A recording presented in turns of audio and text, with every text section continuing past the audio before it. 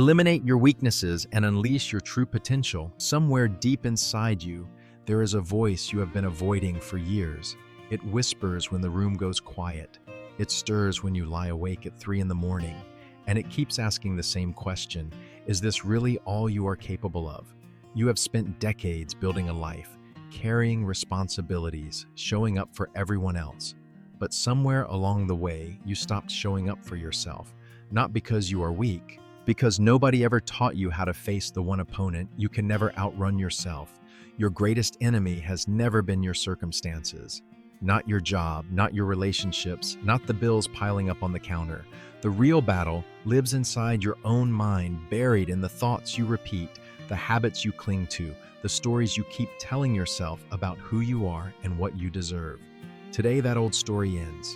This video is about how to eliminate your weaknesses and unleash your true potential. And I'm not talking about surface-level motivation that fades by tomorrow morning. What you are about to discover are ancient Stoic principles that cut straight to the root of what holds you back, principles that reshape the way you think, act, and see yourself from the inside out. Stay with me until the very last word, because every lesson builds on the one before it. If you apply what you learn here, you will look in the mirror a few weeks from now and meet someone you barely recognize, someone stronger, clearer, and finally free. Drop a comment right now saying, "Today I reclaim my strength." Subscribe if you have not already, and let us begin this transformation together. Lesson 1: step into the silence and discover who you truly are. Most people will do almost anything to avoid being alone with themselves. Think about it honestly. The moment silence enters the room, your hand reaches for the phone. A gap opens in your schedule and you fill it with scrolling, with background noise, with conversations that mean nothing and leave nothing behind. You have been doing this for so long that it feels normal, but it is not normal. It is avoidance. And what you are avoiding is the most important encounter of your life, the meeting between you and your own soul. There is a reason silence frightens you. When every distraction falls away, what remains is a voice you have not listened to in years, maybe decades. That voice carries truths you have been postponing. It holds questions about the choices you have made, the life you have settled for, the person you once dreamed of becoming before the world convinced you to play it safe. Facing that voice takes more courage than any external challenge you have ever handled.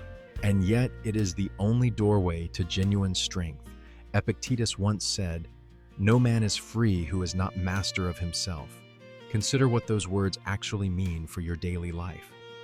If you cannot sit in a quiet room for 20 minutes without reaching for something to numb your mind, then something else is running the show, not you. Your impulses, your habits, your need for constant stimulation, those are the ones in control.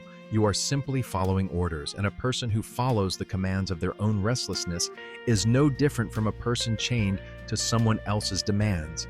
The prison just looks different from the inside. Now, solitude is not loneliness. That distinction matters more than you might realize. Loneliness is the ache of disconnection. Solitude is a conscious choice to withdraw from the noise so you can hear what is real. Every meaningful transformation in human history began in some form of solitude. Leaders, philosophers, creators, all of them understood that the outer world only changes when the inner world shifts first. You cannot pour clarity into your life if you never give yourself the space to find it. Think about how you have been living. Your mornings probably start with a screen. Your commute fills with podcasts or news. Your evenings dissolve into television. Even your meals happen alongside notifications buzzing in your pocket. Every waking minute is occupied by something external, something pulling your attention outward. And in the middle of all that noise, you wonder why you feel lost, anxious, unsure of what you actually want. The answer is painfully simple. You have not spent enough time with yourself to know. Seneca wrote a letter to his friend Lucilius in which he warned, "To be everywhere is to be nowhere." That observation rings truer today than it did 2,000 years ago.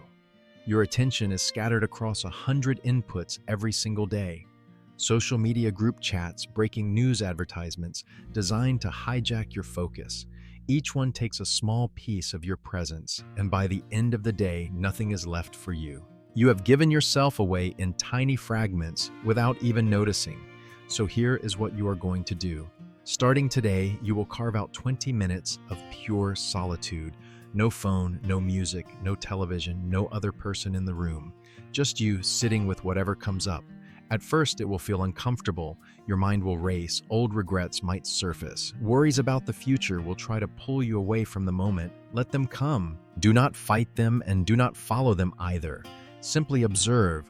Watch your thoughts the way you would watch clouds passing across an open sky. Notice them, acknowledge them, and let them move on. This practice is not meditation dressed in fancy language. It is something far more fundamental. It is the act of becoming acquainted with the person you actually are beneath all the roles you play: the provider, the spouse, the parent, the professional. Beneath every mask, there is someone waiting to be recognized. Someone with desires you have buried, wounds you have never addressed, and a strength you have never fully tested. Most people around you will never do this. They will keep running, keep scrolling, keep filling the void with things that sparkle on the surface but dissolve on contact. You already know where that road leads because you have been walking it. The anxiety that creeps in at night, the restlessness that no vacation seems to cure, the quiet sense that something essential is missing. All of it traces back to one root cause. You have been a stranger to yourself for too long. The person who masters solitude masters everything that follows. Because once you can sit peacefully in your own company, no external circumstance can rattle you. No criticism can break you. No loss can define you. You become rooted in something that the world cannot give and cannot take away. So begin tonight. Find your 20 minutes of silence. Meet yourself without judgment, without expectation, and trust that the voice waiting for you in that stillness has been trying to guide you home for longer than you know. Lesson 2, welcome the struggle for. It is the forge of your becoming. Nobody ever told you the truth about comfort. From the time you were young, the world whispered a seductive lie that the good life is the easy life, that happiness means the absence of pain, that if something hurts you, should stop and find a softer path. You believed it, most people do, and that belief has quietly stolen more from you than any hardship ever could. Consider where you are right now. You have spent years, perhaps decades, arranging your life to minimize friction, choosing the familiar over the unknown, staying quiet when your gut told you to speak, picking the safer option when everything inside you ached for something bolder. Each of those choices felt reasonable in the moment. Each one seemed like self-preservation, but stacked together over the course of a lifetime, they built a cage. A comfortable cage, sure, but a cage all the same. The Stoics understood something that modern culture refuses to accept. Growth and comfort cannot occupy the same space. Marcus Aurelius, writing to himself during one of the bloodiest military campaigns in Roman history, put it plainly: the impediment to action advances action. What stands in the way becomes the way. He was not writing poetry. He was recording a survival principle. The very thing you want to avoid is the very thing that will transform you. Pain is not random cruelty. Discomfort is not a signal that you have taken a wrong turn. Both are evidence that you are being reshaped into someone capable of carrying a heavier load. Think of it the way a blacksmith thinks of fire. The metal does not choose the flame, but without the flame, the metal never becomes the blade. Your struggles serve the same purpose. They burn away what is soft and leave behind what is unbreakable. Yet look at how the world around you operates. Everything is engineered to remove difficulty. One click orders your dinner. One swipe numbs your boredom. One pill dulls the ache. Convenience has become the highest cultural value, and nobody questions what it costs. What it costs is your resilience. Every time you reach for the easy option, you send a quiet message to your own nervous system: you are not strong enough to handle the hard one. Repeat that message 1,000 times over 10 or 20 years, and you begin to believe it at the deepest level. That belief becomes your identity, and your identity shapes every decision that follows. Reversing this pattern requires something radical. You have to choose discomfort before it chooses you. Not because suffering is noble for its own sake, but because voluntary hardship is the only training ground for the kind of person you want to become. Do you want discipline? Then wake before your body agrees it is time. Do you want courage? Then say the honest thing in the room where everyone else stays silent. Do you want physical vitality? Then push your body past the point where it begs you to quit. Every single one of those moments will feel like resistance. That resistance is not the enemy, it is the curriculum. Musonius Rufus, the teacher whose students included some of the greatest Stoic minds in history, taught that suffering endured by choice builds a kind of strength that nothing else can replicate. He told his students, "If you accomplish something good with hard work, the labor passes quickly, but the good endures. If you do something shameful in pursuit of pleasure, the pleasure passes quickly, but the shame endures." Let those words settle into you for a moment. The discomfort you flee today would have lasted minutes or hours. The regret of fleeing can last a lifetime. Your mission from this point forward is simple but demanding. Each day, seek out one thing that makes you uncomfortable and walk straight into it. It does not need to be dramatic. Start a difficult conversation you have been postponing. Hold the plank for 30 seconds longer than your muscles want. Say no to something you usually accept out of obligation. These small acts of chosen hardship may seem insignificant on any given Tuesday afternoon, but compounded across weeks and months, they reconstruct the very foundation of who you are. Picture your strength as a wall being built one brick at a time. Every uncomfortable decision lays another brick. Every moment you lean into resistance instead of retreating from it adds another layer. Nobody will notice the wall going up at first, not even you. But one morning, you will face something that would have crushed the old version of you, and you will handle it with a steadiness that surprises everyone, including yourself. That is the moment you will understand what all the discomfort was building toward. So the next time fear tightens your chest or difficulty blocks your path, do not turn around. Recognize that sensation for what it actually is, proof that you are standing at the exact edge where growth happens. Smile at it. Step forward, because on the other side of every struggle you are willing to face waits a version of you that is freer, sharper, and more alive than the one standing here today. Lesson 3. Guard the gates of your mind and body. Everything you are right now is the sum of what you have allowed inside you. Every thought pattern, every emotional reaction, every level of energy or exhaustion you carry through your day traces back to a single source: what you have been consuming. Not just food, not just drink, but every image, every conversation, every headline, every late-night scroll through content that leaves you emptier than before you picked up the phone. You are not simply a passive observer of the world around you. You are absorbing it, and it is shaping you in ways you have never stopped to fully examine. Ask yourself a question that might sting a little. If someone followed you around for a week and cataloged everything that entered your mind and body, what would that inventory reveal? The shows you watch before bed, the people whose voices fill your commute, the quality of the meals you rush through between obligations, the tone of the group chats you participate in, the news cycles you let loop inside your head until anxiety becomes your default setting. Would that inventory describe someone building themselves up, or someone slowly being hollowed out without realizing it? Marcus Aurelius kept a private journal where he reminded himself, "The soul becomes dyed with the color of its thoughts." He wrote those words not as abstract philosophy, but as a practical warning. Whatever you repeatedly expose your mind to eventually becomes the lens through which you interpret everything. Feed it fear and the world looks threatening. Feed it cynicism and hope begins to feel naive. Feed it gossip, comparison, and outrage, and watch your inner peace dissolve one day at a time. The process is so gradual that you barely notice it happening, the same way you barely notice weight gain until the clothes no longer fit. Your mind operates exactly like your body in this regard.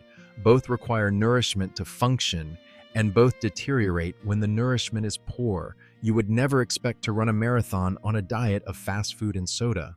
Yet somehow you expect clarity, confidence, and emotional stability while feeding your mind a steady stream of digital noise and shallow entertainment. The math does not work. It never has. This realization is not meant to shame you. Awareness, not perfection, is the goal. The world you live in has been meticulously designed to capture your attention and sell it to the highest bidder. Algorithms learn what triggers your emotions and serve you more of it. Advertisers study your insecurities and reflect them back at you, wrapped in a solution you can purchase. Entertainment platforms measure engagement by the minute and optimize for addiction, not enrichment. You did not build this system, but you are living inside it. And unless you consciously decide what gets through and what gets blocked, the system will make that decision for you. Musonius Rufus taught his students that the person who cannot govern their appetites will never govern their life. He saw no separation between physical discipline and mental clarity. The way you eat, the way you rest, the way you move your body, all of it feeds directly into the quality of your thinking. A body treated carelessly produces a mind that wanders carelessly. A body treated with intention supports a mind that operates with precision and calm. So here is what your mission looks like in practice. Conduct an honest audit of everything you allow into your life. Start with your phone. Which accounts leave you feeling motivated, curious, or challenged? Keep those. Which ones leave you feeling inadequate, agitated, or numb? Remove them today, not tomorrow. Move to your conversations. Which relationships sharpen you? Which ones drain you through constant negativity or gossip? You do not need to cut people from your life with cruelty, but you do need to recognize where your energy goes and whether the return justifies the cost. Then turn to your body. Examine what you eat with the same scrutiny. Choose food that fuels rather than sedates. Move daily, even when motivation disappears, because discipline outranks motivation every single time. Prioritize sleep as though your mental health depends on it, because it does. Breathe with intention instead of running on the shallow, anxious breaths that stress produces without your awareness. None of this is about vanity. It is about sovereignty. When you control what enters your body and mind, you control the raw materials from which your thoughts, emotions, and actions are built. That is power most people never access because they never think to claim it. They accept whatever the world pours into them out of habit, convenience, or sheer unconsciousness. You are choosing a different way. From this point forward, treat yourself as something worth protecting. Guard the gates of your perception with the same seriousness you would guard your home. Because what you let in does not just visit, it moves in, rearranges the furniture, and eventually starts making decisions on your behalf. Take that authority back. Choose wisely, choose deliberately, and watch how quickly the fog begins to lift. Lesson 4. Repeat what is difficult until it surrenders to you. A truth that could change everything sits right in front of you, waiting to be accepted. The thing that terrifies you today, the action that feels impossible this morning, the challenge that tightens your stomach and makes you want to look away. All of it can become as natural to you as breathing, not through talent, not through luck, through the raw, unglamorous power of doing it again and again, until the difficulty simply has nowhere left to hide. You have already witnessed this principle at work in your own life, even if you never named it. Remember learning to drive. Your hands gripped the wheel so hard, your knuckles turned white. Every lane change felt like a life or death decision. Now you navigate highways while sipping coffee and barely thinking about it. The task did not get easier. You got so familiar with it that the resistance dissolved. That same mechanism applies to every difficult thing you face, whether it is physical, emotional, or psychological. Repetition does not just build skill, it rebuilds identity. The person who repeats a hard action long enough stops being someone who struggles with it and becomes someone who simply does it. The ancient Stoics built their entire approach to life on this understanding. They did not sit around hoping for favorable circumstances. They deliberately practiced hardship so that when real adversity arrived, it would meet someone already trained for the encounter. Seneca captured this when he wrote to Lucilius, "The fighter who has been matched against the practice dummy in the ring and has felt its blows and returned them is ready for real combat. A person never tested by difficulty is untested in character." That was not metaphor. It was a training manual for living. You condition yourself the same way an athlete conditions the body, through repetition that feels pointless on day 3, but transforms everything by day 30. Think honestly about what you avoid. Maybe it is a conversation with someone you love, a conversation that needs honesty, but where honesty feels risky.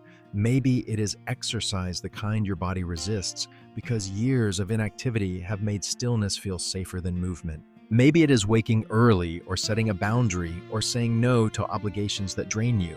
Whatever it is, the avoidance pattern follows the same structure every time. The task feels uncomfortable, so you postpone it. Postponing it reinforces the belief that you cannot handle it. That belief makes the next encounter feel even harder, and the cycle tightens around you like a knot that only gets worse the more you pull away. Breaking that cycle demands one decision repeated without negotiation. You pick the hard thing. You do it today. You do it again tomorrow. And you keep doing it regardless of how your emotions vote on the matter. Motivation is not required. Willingness is not required.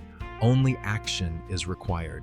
Because the extraordinary secret of human transformation is that your feelings eventually follow your behavior, not the other way around. You do not wait until you feel brave to act with courage. You act with courage until bravery becomes your resting state. Epictetus taught his students, through a principle he returned to constantly, every habit and capability is confirmed and grows in its corresponding actions. Walking makes you a better walker. Running makes you a better runner. He was pointing to something profoundly simple. You become what you repeatedly do. Not what you plan, not what you intend, not what you promise yourself late at night when the house is quiet. Only what you actually perform with your hands, your voice, your body, day after relentless day. Your mission carries a specific structure this time. Choose one action that challenges you. One that you have been avoiding or performing inconsistently, and commit to doing it every single day for 30 days without exception. It does not need to impress anyone. Make it concrete. Exercise for 20 minutes. Write one page. Initiate one difficult conversation. Hold one moment of courage where you previously would have retreated. The size of the action matters far less than the unbroken chain of days you string together. Something remarkable happens around the second or third week. The internal resistance begins to quiet, not because the action has changed, but because your relationship to it has shifted. What once required a battle of willpower starts to feel like routine. What once consumed mental energy begins to flow with minimal effort. Your nervous system recalibrates. Your self-image adjusts. You stop identifying as the person who avoids hard things and start recognizing yourself as the person who shows up regardless. That is how weaknesses lose their grip on you. Not through a single heroic moment, but through the steady, patient erosion of resistance. You face the same fear on Monday, on Wednesday, on Saturday, on the days when you feel strong, and especially on the days when you feel empty. And eventually, the fear runs out of fuel while you keep going. It cannot outlast someone who refuses to quit. Nothing can. So choose your action tonight. Write it down where you will see it first thing tomorrow morning. And when the alarm rings and every fiber of your being begs for another path, remember this strength was never about doing what feels good. It was always about doing what is necessary when nothing inside you wants to cooperate. That is where transformation lives. In the gap between reluctance and action. Step into that gap again and again and watch who you become. Lesson 5. Release what was and what might be, and anchor yourself in this moment. Right now, as you hear these words, your mind is probably somewhere else. Part of it is replaying a conversation from last week, wondering if you said the wrong thing. Another part is already rehearsing tomorrow, calculating risks that have not materialized and may never will.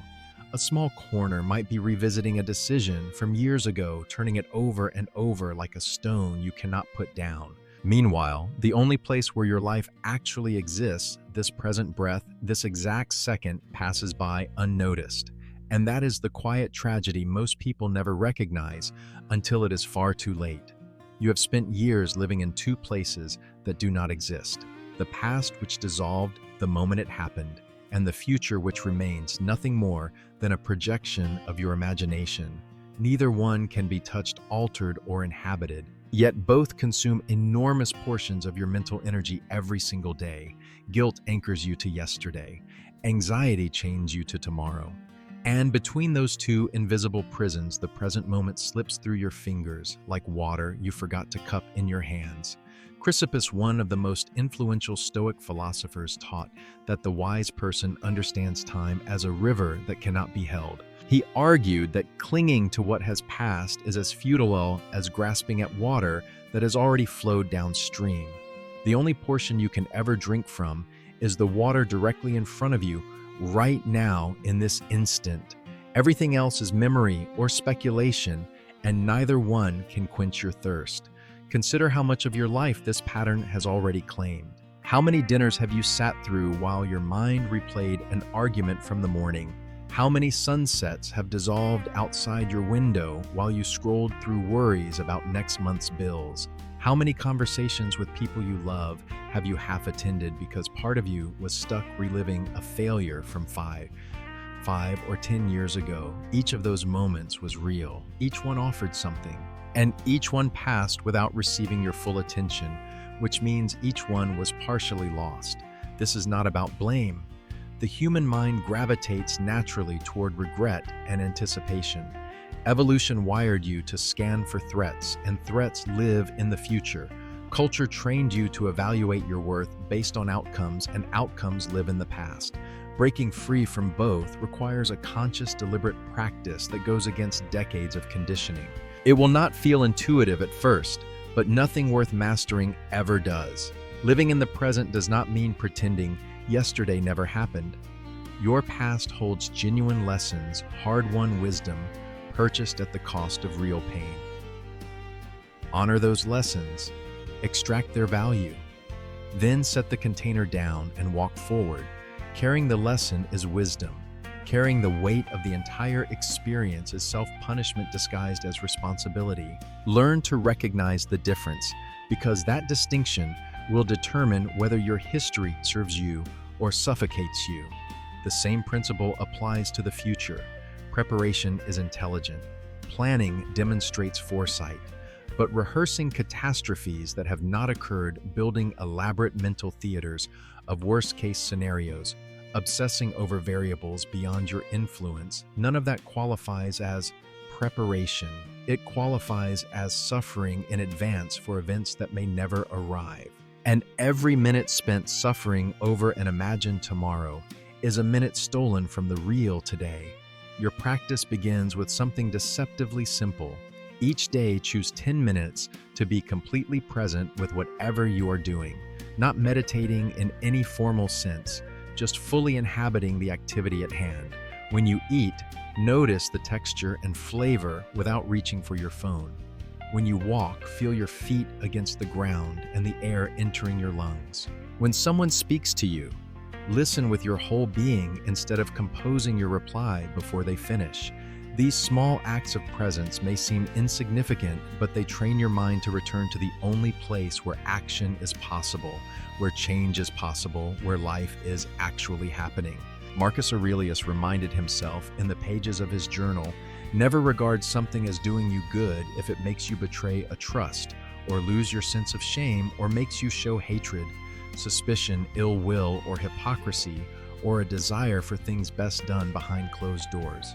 His deepest concern was always the quality of the present action, not the echo of past glory or the shadow of future worry. The present moment was his arena. It is yours as well. So plant yourself firmly in this instant. Release the grip on what you cannot undo. Loosen your hold on what you cannot yet control. Stand where you are with both feet on solid ground and recognize a liberating truth. You are not defined by the mistakes behind you or the uncertainties ahead. You are defined entirely by what you choose to do right here, right now, with whatever you have been given. That single realization, fully absorbed and consistently practiced, holds more transformative power than any regret could teach or any worry could prevent. Begin today. Begin this minute, because this minute is all you have ever truly owned. You have stayed until the very end. That alone tells me something about who you are becoming. Most people click away the moment truth gets uncomfortable. Most people would rather stay asleep than face what stirs beneath the surface. But you are still here, and that choice, as quiet as it may seem, is the first evidence that something inside you has already started to shift. Everything you heard today points to one fundamental realization.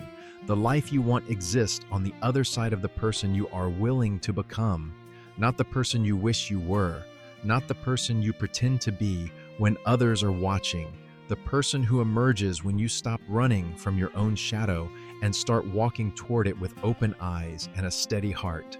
This is not where the journey ends. This is where it begins. And beginnings only hold power when they are claimed out loud, when you stop keeping your transformation a private thought and turn it into a public declaration.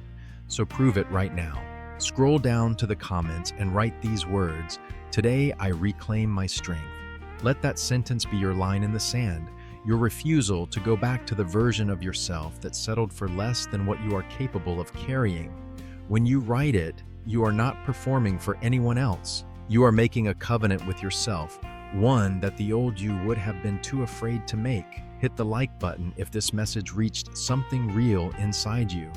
Subscribe if you intend to keep walking this path, because what we build together in the videos ahead will go deeper than anything you experienced today. Share this with one person who needs to hear it, someone you know is fighting a battle they have not spoken about. I will be here when you return, not as someone above you, but as someone beside you. Your fight is my fight. Your becoming is part of a much larger awakening. So go forward now, live with intention, act with courage, and carry this truth with you wherever the road leads you. We're never as weak as you believed, and the strength waiting inside you has only just begun to surface. Until next time, stay unshakable.